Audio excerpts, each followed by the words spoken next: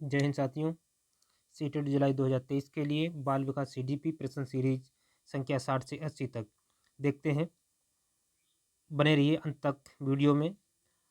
आप हमें comment box में कमेंट अवश्य करें, जिस प्रकार से आपको वीडियो अच्छी लगती हो या ना अच्छी लगती हो, आपके समझ में आई या नहीं आई, इसकी प्रतिक्रिया जरूर दें, जिससे हम आगे होने वाली त्रुटियों को सुधार सकें।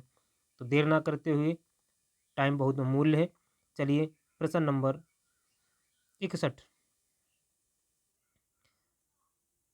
प्रश्न कहता है तनाव और क्रोध की अवस्था है। तनाव और क्रोध की अवस्था है शैशवावस्था, किशोरावस्था, बाल्यावस्था, वृद्धावस्था। कौन सी अवस्था है? तो ऑप्शन नंबर बी सही है, किशोरावस्था। किशोरावस्था ये तनाव और क्रोध की अवस्था है। तनाव, तूफान, क्रोध, ये सब अवस्था कौन सी है? किशोरावस्था। तूफान की अवस्था स्टैनले हॉल ने लिखा है कि ये जीवन जो है एक अवस्था ऐसी होती है जो तूफान और संघर्ष की अवस्था होती है। ऑप्शन नंबर बी कहता है कि किशोरावस्था मानव जीवन की वह अवस्था है जिसमें मानव परिपक्व होने के लिए प्रयास करता है, परिणाम स्वरूप अनेक समस्याओं का सामना करता है। इसी संदर्भ में स्टैनले हॉल का कथन है किशोरावस्था बड़े ही तनाव, तूफान एवं संघर्ष का काल है, समय है। ठीक है, किसने लिखा है? स्टैनले हॉल ने। किशोरावस्था बड़े ही तनाव, तूफान और संघर्ष का काल है। प्रश्न नंबर 62। शर्म तथा गर्व जैसी भावना का विकास किस अवस्था में होता है? शर्म तथा गर्व यानी शर्म भी लगती है और किसी को काम करने पर जब गर्व की अनुभूति होती है, ऐसी भावना किस अवस्था में उत्पन्न होती है? ऑप्शन नंबर ए शैशवावस्था, ऑप्शन नंबर बी बाल्यावस्था, ऑप्शन नंबर सी किशोरावस्था, ऑप्शन नंबर डी वृद्धावस्था। तो ऑप्शन नंबर बी सही है, बाल्यावस्था। बाल्यावस्था में ही शर्म तथा गर्व की अवस्था प्रारंभ हो जाती हैं। संवेगात्मक विकास की दृष्टि से बाल्यावस्था सर्वाधिक महत्वपूर्ण एवं अनोखा काल माना जाता है। ठीक है, बालक में मूल संवेगात्मक लक्षण शर्म, गर्व, उत्साह आदि का जो विकास इसी काल में होता है। और बाल्यावस्था को डर्टी एज कहा जाता है, यानी गंदी आयु। गंदी आयु ही कहा जाता है। समूह की आयु, प्रारंभिक स्कूल की आयु, प्रारंभिक स्कूल की आयु इसी अवस्था में कहा जाता है। गंदी आयु, प्रारंभिक स्कूल की आयु, समूह आयु और खेलने जैसे बाल्यावस्था में ही प्रारंभ होते हैं। प्रश्न नंबर 63 है कि शैशवावस्था की मुख्य विशेषता क्या नहीं है?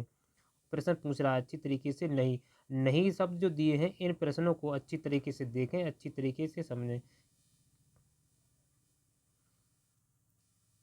क्योंकि जहाँ पर हम कभी कभी देखते हैं कि नहीं शब्द छूट जाता है और पढ़ लेते हैं कि शैशवावस्था की मुख्य विशेषता क्या है, तो जो होती है बस वही ठोंक देते हैं, लेकिन जो नहीं पूछा है तो नहीं ढूंढना है।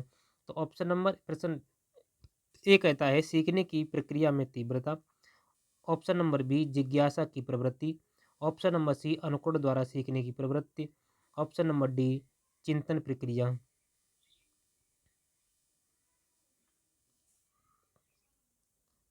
तो देखिए शैशवावस्था में बच्चे की बुद्धि बहुत तीव्र होती है। बच्चे इसमें क्या, क्यों, कैसे की क्वेश्चन करते हैं और वो अपने ऑटोमेटिक चिंतन करता है। उसे अगर एक का आंसर मिल गया तो दूसरा ऑटोमेटिक वो खोज लेता है, प्रश्न उसी से बना लेता है और फिर उसके आगे पूछने का प्रयास करता है, जानने की जिज्ञासा उत्पन्न होती है। और ये CGT पेपर में 2011 में पूछा गया, तो ऑप्शन नंबर डी इसका सही है, चिंतन प्रक्रिया। अगला प्रश्न है, तो इसका विशेषण क्या है कि शैशवावस्था में चिंतन का विकास नहीं हो पाता है, क्योंकि इस अवस्था में बालक का व्यवहार उसके मूल संवेगों से निर्देशित होता है। चिंतन का विकास बाल्यावस्था का मुख्य लक्षण होता है। अधिगम प्रक्रिया में तीव्रता, जिज्ञासा की प्रवृत्ति तथा अनुकरण दोहराने की प्रवृत्ति शैशवावस्था की प्रमुख विशेषता होती है।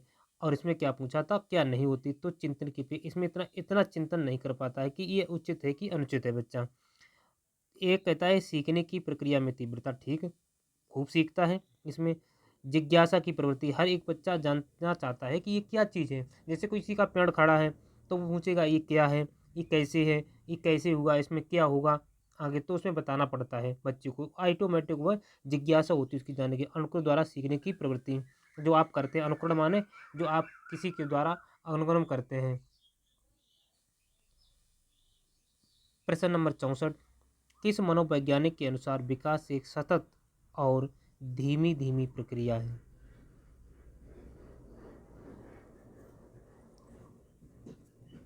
ऑप्शन नंबर ए है कोलिसन, ऑप्शन नंबर बी है पियाजे, option number C Skinner, option number D Hurlock द्वारा।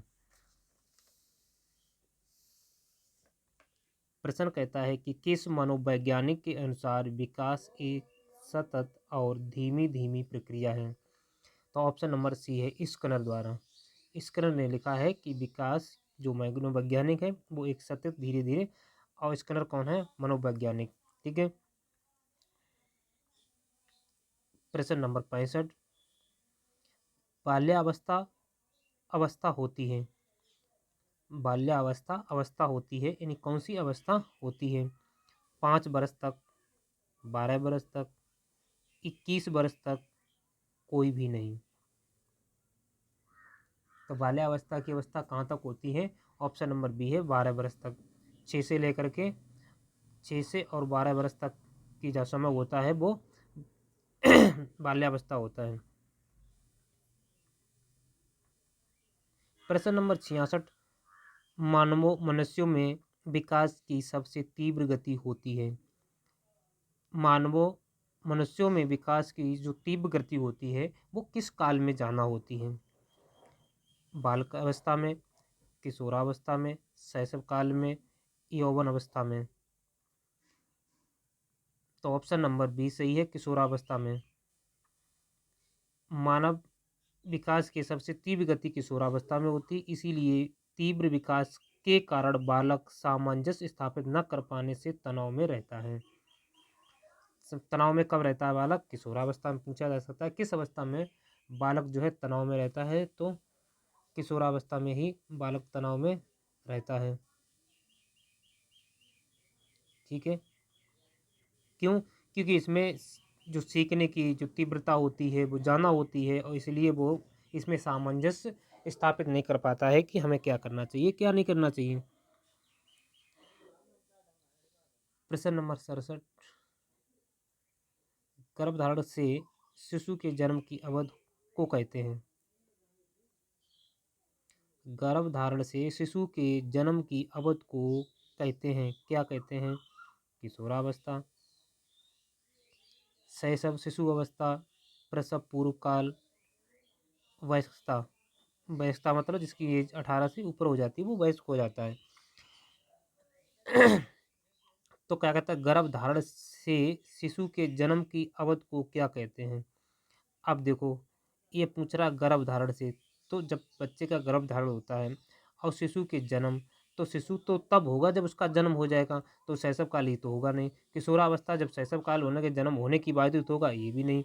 उसके बाद वयस्कता जब 18 से एक ज़्यादा हो जाएगी तब वो वयस्क होगा। तो प्रसव पूर्व काल यानी प्रसव माने अभी उसका बच्चे का जन्म नहीं है, जन्म होने से पूर्व का काल जो होता है वो होता है। कहता है गर्भधारण से शिशु के जन्म की अवधि को प्रसव पूर्व काल कहा जाता है। इसी अवधि से लगभग 280 दिन 9 महीने या 10 दिन होती है। प्रश्न नंबर 68, बालक का प्रारंभिक विकास मुख्यतः किस पर निर्भर है? बालक का प्रारंभिक विकास मुख्यतः किस पर निर्भर है? ऑप्शन नंबर ए है माता पिता, ऑप्शन नंबर बी वातावरण परिवेश, ऑप्शन नंबर सी विद्यालय का वातावरण, ऑप्शन नंबर डी समाज। बालक का प्रारंभिक विकास मुख्यतः किस पर निर्भर है? प्रारंभिक शुरुआती जो विकास होता है वो किस पर निर्भर होता है? जैसे माता पिता होंगे तो वैसा ही होता है। ऑप्शन नंबर ए माता और पिता ही पर ही निर्भर होता है।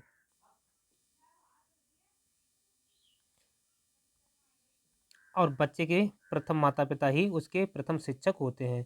ठीक है, माता पिता ही प्रथम शिक्षक होते हैं। अगर गुरु पूछे तो भी प्रथम गुरु कौन है? माता पिता। 69 प्रश्न नंबर है, बाल्यकाल होता है। ऑप्शन नंबर ए है जन्म से लेकर के 3 वर्ष तक की आयु, ऑप्शन नंबर बी तीसरे बरस से लेकर के 6 बरस की आयु तक। ऑप्शन नंबर सी छठे बरस से लेकर के 12 बरस तक की आयु। ऑप्शन नंबर डी दूसरे बरस से लेकर के 10 या 12 बरस तक की आयु। बाल्यकाल तो छठे वर्ष से लेकर के 12 वर्ष तक पता है। देखिए यहाँ पर शिशुअवस्था की आयु होती है, जो एज होती है वो जन्म से लेकर के 5 वर्ष तक या 6 वर्ष तक मानी जाती है। बाल्यावस्था की एज होती है 5 से या 12 वर्ष तक। किशोरावस्था की 12 से लेकर 18 और प्रौढ़ावस्था की होती है 18 से लेकर 40 वर्ष तक। प्रश्न नंबर 70 शारीरिक से संबंधित आ गया। चालक विकास की दर में व्यक्तिगत विविधताएं होती हैं, फिर भी चालक विकास का क्रम डेड डेड से डेड डेड तक है। ऑप्शन नंबर पहला कहता है अधोगामी शीर्षगामी। ऑप्शन नंबर बी अपरिष्कृत स्थूल चालक विकास परिष्कृत सूक्ष्म चालक विकास। ऑप्शन नंबर सी परिष्कृत सूक्ष्म चालक विकास अपरिष्कृत स्थूल चालक विकास। ऑप्शन नंबर डी शीर्षगामी अधोगामी। तो प्रश्न कहता है कि जो चालक है विकास की दर में व्यक्तिगत विभिन्नताएं होती हैं, फिर भी चालक विकास क्रम कैसा क्रम होता है? पहले होता है अपरिष्कृत यानी स्थूल, फिर चालक का विकास परिष्कृत यानी सूक्ष्म होता है। तो ऑप्शन नंबर बी सही है। प्रश्न नंबर 71 निम्नलिखित में से कौन सा सूक्ष्म गतिक कौशल का उदाहरण है? कौशल यानी स्किल। ऑप्शन नंबर ए चढ़ना। ऑप्शन नंबर बी फुदकना। ऑप्शन नंबर सी दौड़ना। ऑप्शन नंबर डी लिखना। ये सीटेट 2012 में पूछा गया, तो ऑप्शन नंबर डी सही है, लिखना। ये गतिक कौशल है। लिखना कैसा है? गतिक कौशल है। विश्लेषण का जरूर देखेंगे। देखो, किसी कार्य को बेहतर तरीके से कर पाने की क्षमता का विकास होना गत्यात्मक विकास कहलाता है।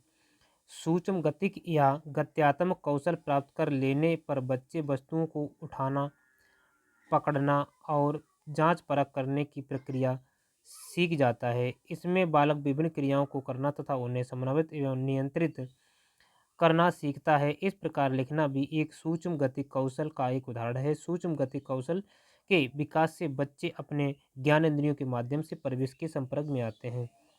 प्रश्न नंबर 72 निम्नलिखित में से कौन सा शारीरिक विकास का एक प्रमुख नियम है? शारीरिक विकास का। ऑप्शन नंबर ए मानसिक विकास से भिन्नता का नियम। ऑप्शन नंबर बी अनियमित अनियमित विकास का नियम। ऑप्शन नंबर सी द्रुतगामी विकास का नियम। ऑप्शन नंबर डी कल्पना और संवेगात्मक विकास से संबंधित नियम।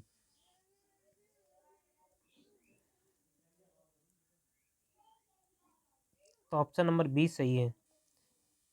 ऑप्शन नंबर बी सही है, अनियमित विकास का नियम।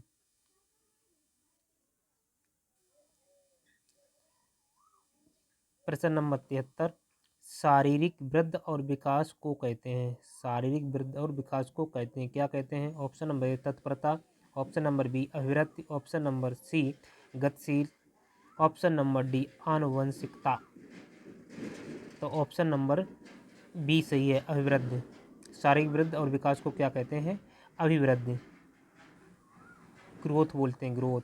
शारीरिक विकास, शारीरिक वृद्धि एवं विकास को अभिवृद्धि यानी ग्रोथ कहते हैं, क्योंकि अभिवृद्धि एक निश्चित समय एवं एक निश्चित सीमा तक चलती है और शारीरिक विकास भी एक निश्चित समय तक सीमा के अंतर्गत चलता है। प्रश्न नंबर 74 मास्टर ग्रंथ के नाम से जाना जाता है। कौन सी ग्रंथि है जिसे मास्टर ग्रंथ के नाम से जाना जाता है? गल ग्रंथ को। ऑप्शन नंबर बी उपगल ग्रंथ को। ऑप्शन नंबर सी उपवृक्क ग्रंथ को। ऑप्शन नंबर डी पीयूष ग्रंथ को। तो आप तो ये सभी जानते हैं, ऑप्शन नंबर डी सही है, पीयूष ग्रंथ को ही मास्टर ग्रंथ के नाम से जाना जाता है। आप तो ये इंटर तक ही उन क्लासों में पढ़ चुके होंगे। तो देखिए, पीयूष ग्रंथ को मास्टर ग्रंथ कहा जाता है। यह एक अंतःस्रावी ग्रंथि है। इसका आकार लगभग एक मटर के दाने जितना होता है। पूछा जा सकता है कि पीयूष ग्रंथ का जो आकार होता है वो कितना होता है? मटर का दाना देखा होगा, इतना होता है, इतना। नेक सा बिल्कुल जरा सा मटर का दाना, तब बस उसी के इतना आकार इसका होता है। ये मस्तिष्क के तल पर हाइपोथैलेक्स के पास में पाई जाती है। निचले हिस्से से जैसे हाइपोथैलेस होता है उसी के निचले हिस्से पर ये ओवरी पाई जाती है और यह एक छोटे अवस्तंभ गुफा में दृढ़ता तनिका रुज्जा से ढका हुआ होता है। ठीक है। प्रश्न नंबर 75। नवजात शिशु का भार होता है। नवजात शिशु का भार कितना होता है? 6 पाउंड, 7 पाउंड, 8 पाउंड, 9 पाउंड।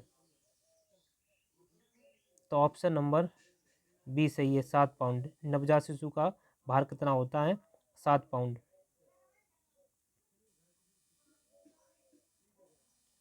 प्रश्न नंबर 76। शारीरिक विकास का क्षेत्र है स्नायुमंडल, स्मृति, अभिप्रेरणा, समायोजन।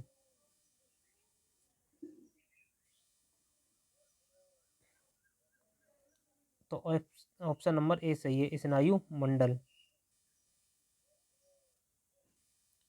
प्रश्न नंबर 77। शरीर के आकार में वृद्धि होती है क्योंकि ऑप्शन नंबर ए शारीरिक और गत्यात्मक विकास, ऑप्शन नंबर बी संवेगात्मक विकास, ऑप्शन नंबर सी संज्ञानात्मक विकास, ऑप्शन नंबर डी नैतिक विकास। तो ऑप्शन नंबर ए सही है, शारीरिक विकास की बात हो रही है तो शारीरिक और गत्यात्मक विकास के ही आकार में वृद्धि होती है। प्रश्न नंबर 79। व्यवहार का करना पक्ष डैश डैश में आता है। व्यवहार का करना पक्ष जो है वो किस किस में आता है, किस में आता है? सीखने के गतिक क्षेत्र में, ऑप्शन नंबर बी सीखने की भावनात्मक क्षेत्र में, ऑप्शन नंबर सी सीखने के मनोवैज्ञानिक क्षेत्र में, ऑप्शन नंबर डी सीखने के संज्ञानात्मक क्षेत्र में। तो व्यवहार का करना पक्ष होता है सीखने के गतिक क्षेत्र में आता है कि हमने कितने दिन में क्या सीखा है, किस प्रकार से चीज़ पाई जाती हैं। तो पढ़ लेते हैं, विशेष देख लेते हैं। व्यवहार का करना पक्ष सीखने के गतिक क्षेत्र में आता है। सीखने के गतिक क्षेत्र से तात्पर्य है उन क्रियाओं पर नियंत्रण जो शिशु को प्रवेश के साथ समायोजन में सहयोग देती हैं, जैसे चलना, खड़ा होना आदि। इसके बाद उत्कृष्ट गतिक विकास होता है, जैसे वस्तुओं तक पहुंचना, छूना, पकड़ना इत्यादि। प्रश्न नंबर 80 और अंतिम प्रश्न है, गर्भ में बालक को विकसित होने में कितने दिन लगते हैं? अभी एक तो प्रश्न आप आगे पढ़ चुके हैं, तो इसमें सीधी डायरेक्टली 150 दिन, 280 दिन, 390 दिन और 640 दिन। तो ये तो प्रश्न आप पढ़ चुके हैं कि ये ऑप्शन नंबर बी सही है, 280 दिन। 280 दिन बच्चे को गर्भ में